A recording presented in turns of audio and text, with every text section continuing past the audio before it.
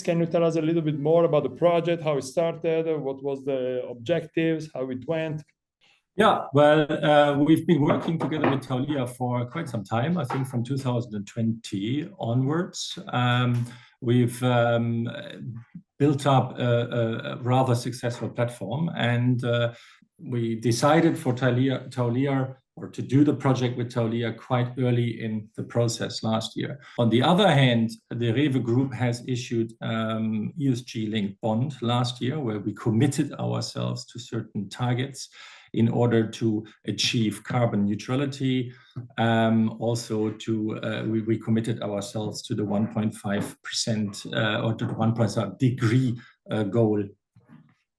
We are a partner of SBTI, Science-Based Target Initiative, and all that is linked into a sustainable finance framework that we have. We then elaborated together with Taulia on a project that ended up in an ESG-linked supply chain finance platform. We're very eager on pushing that project because from our point of view, about 98% of our CO2 emissions in scope 3 are out of the supply chain. But we call it a tool, right? Because we are closely interlinked also with purchasing on that topic.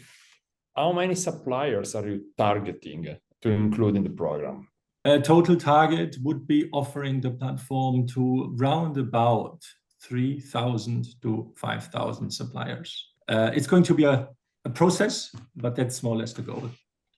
Tell us a little bit more from the provider perspective. So if you're looking into an ESG-linked program, you really need to make sure that you do have the right partners at your hand or at your fingertips. And this is also where our multi-funder approach is kicking in when it comes to Taulia, and also the efficiency gains, where we are quite aggressive in a positive way, giving high rebates when it comes to ESG targets. Once we do show that we are able to have efficiency gains thanks of the integration and the processes on the platform, this also helps Rewe to be more generous when it comes to giving discounts to the community, to the supply chain in the very end.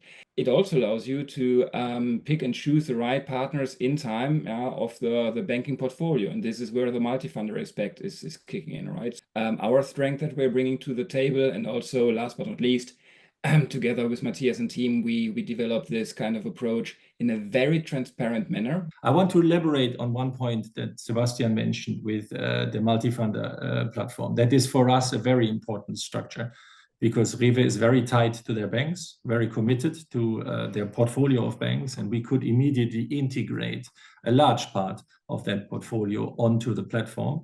We haven't done that yet. So in that sense, with a twink of the eye, Sebastian and I, we are also looking at some competition between banks, which then will bring down costs even further, which we will immediately give to the supply side.